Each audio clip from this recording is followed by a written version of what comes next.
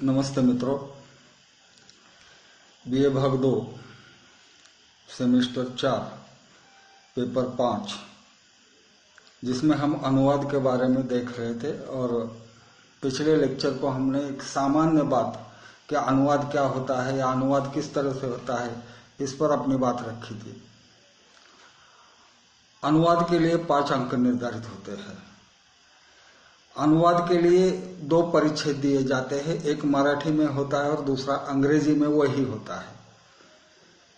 ये ऐसा विश्वविद्यालय इसलिए करता है कि जो छात्र अंग्रेजी माध्यम से पढ़े हैं उनको अंग्रेजी से हिंदी में अनुवाद करते समय कोई दिक्कत ना आए, इसलिए ये छात्रों की सुविधा के लिए वो अंग्रेजी जो है वह अनुच्छेद दिया जाता है। और जबकि मराठी माध्यम से जो छात्र पढ़े हैं उनके लिए मराठी में वो परिच्छेद दिया जाता है।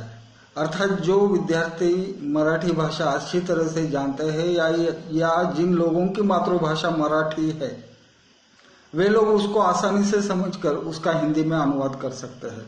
इसलिए परीक्षार्थी जो होता है, विद्यार्थी होता है, उसको पूरी तरह से आजादी होती है कि चाहे वो अंग्रेजी का परिच्छेद पढ़कर उसका हिंदी में अनुवाद करे या मराठी का परिच्छेद पढ़कर उसका हिंदी में अनुवाद करे।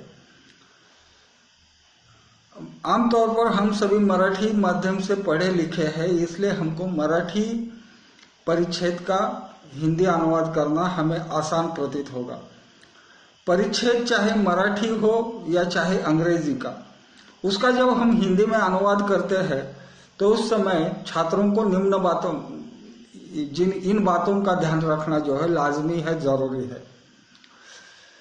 जो परीक्षा में या प्रश्न पत्र में जो परिच्छेद आता है उसको बारीकी से पढ़े, उसका अर्थ पूरा ध्यान में आए। एक बार परिच्छेद पढ़कर अगर पूरा अर्थ ध्यान में नहीं आता तो 2 बार, तीसरी बार अवश्य पढ़े। 3 बार पढ़ने के बाद जो है वो निश्चित ही आपकी समझ में उसका अर्थ आएगा। और एक बात को हमको याद रखना है कि अनुवाद करते समय एक वाक्य पूर्ण पढ़ा जाए और उस वाक्य का अनुवाद करते समय उस वाक्य का कोई भी हिस्सा, उसका कोई भी भाग छूट न पाए। उस वाक्य में जितनी भी बातें आती है या आई है वो सारी बातें जो है वो अनुवाद में आ जानी चाहिए। और एक बात है कि बहुत बार छात्र जो है वो अपनी विद्वत्ता प्रमाणित करने के लिए क्लिष्ट भाषा का प्रयोग करते हैं।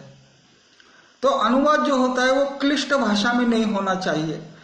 मसलन वो इस नतीजे पर आया, इस तरह का मराठी में अगर कोई वाक्य है तो त्या निष्कर्षावर आला, तो कुछ छात्र क्लासरूम में प्रोफेसर ने कभी कभी एक आधार शब्द देता है, प्रोफेसर देते हैं अंततो गत्वा, तो यह भाषा जो है यह अनुवाद में अच्छी प्रतीत नहीं होती। इसलिए अनुवाद जो है वो क्लिष्ट भाषा में नहीं होना चाहिए। अनुवाद की भाषा जो है वो सीधी, सरल, सहज और सपाट बयानी होनी चाहिए। और हो सके तो आवश्यक स्थानों पर मुहावरे या कहावतों का जो है हम प्रयोग करना न भूलें।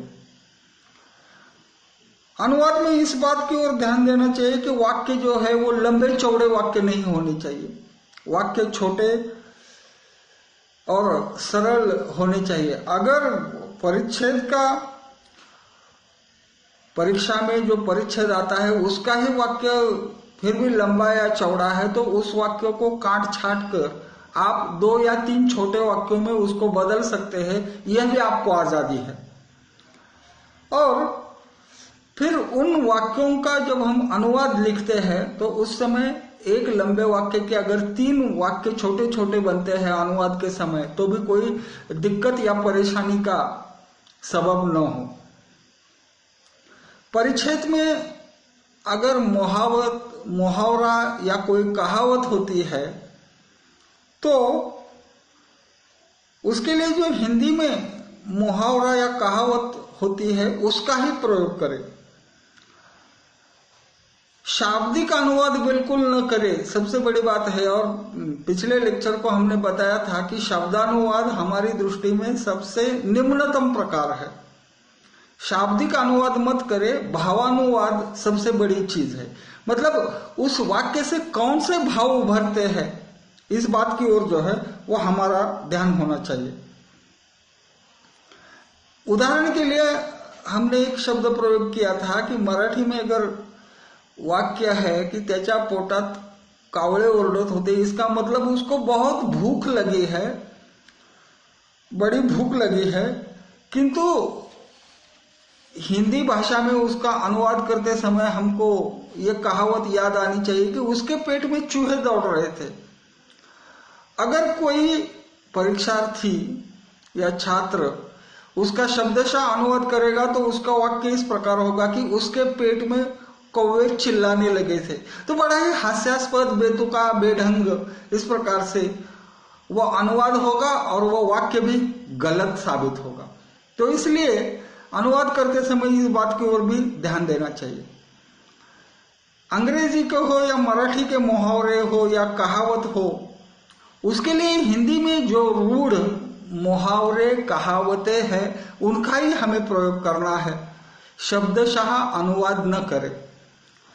बार बार हम ये कह रहे हैं कि शाब्दिक अनुवाद या शब्दानुवाद जो है वह अत्यंत निम्नतम अनुवाद माना जाता है। और भावानुवाद यानी कवि यानी उस निबंधकार को क्या कहना है, यह बात जब तक हमारे समझ में नहीं आती तब तक हम अनुवाद के उस अंश की ओर गंभीरता से देखें और फिर उसके बाद जो है वह उसका अनुवाद करें। अनुवाद पूरा करने के बाद विद्यार्थी जो होता है एक बार जांच ले कि अनुवाद में कोई व्याकरण की दृष्टि से, वर्तनी की दृष्टि से, वर्तनी माने शुद्ध लेखन की दृष्टि से कोई त्रुटि तो नहीं रह गई, कोई अशुद्धि तो नहीं है। वर्तनी में ह्रस्व दीर्घ जो शब्द होते हैं उसकी कोई गलती नहीं रह गई।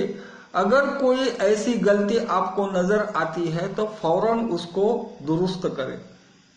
आमतौर पर तत्सम शब्द जो संस्कृत से हिंदी में आते हैं वह संस्कृत में जिस प्रकार से लिखे जाते हैं उसी तरह से हिंदी में प्रयुक्त होते हैं, लेकिन मराठी में इसकी विपरीत स्थिति है।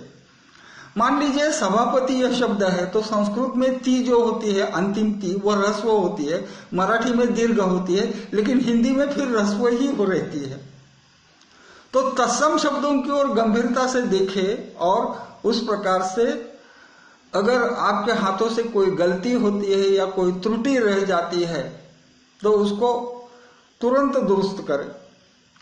तो इस प्रकार से अनुवाद करते समय इतनी सारी सावधानियां हमको बरतनी पड़ती है। और अगर आप अनुवाद करना सीखते हैं, आपका दोनों भाषाओं पर प्रभुत्व है, तो आसानी से आगे चलकर आपको अनुवाद के द्वारा रोजगार भी मिलता है। लेकिन इसकी चर्चा हम फिर कभी करेंगे। आज के लिए इतना ही पर्याप्त है ऐसा मानते हुए हम अपनी बात को यहाँ विराम देते हैं। आने वाले लेक्चर में 2-3 लेक्चर ऐसे होंगे कि एक एक परिच्छेद मराठी का होगा या अंग्रेजी का, शायद हम तो मराठी ही पसंद करेंगे। मराठी में पहले वो वाक्य सुनाएंगे और फिर उसका हिंदी में अनुवाद किस प्रकार से किया जाता है इस पर 1-2 जो है परिच्छेद हम आपके सामने रखेंगे। तब तक के लिए धन्यवाद।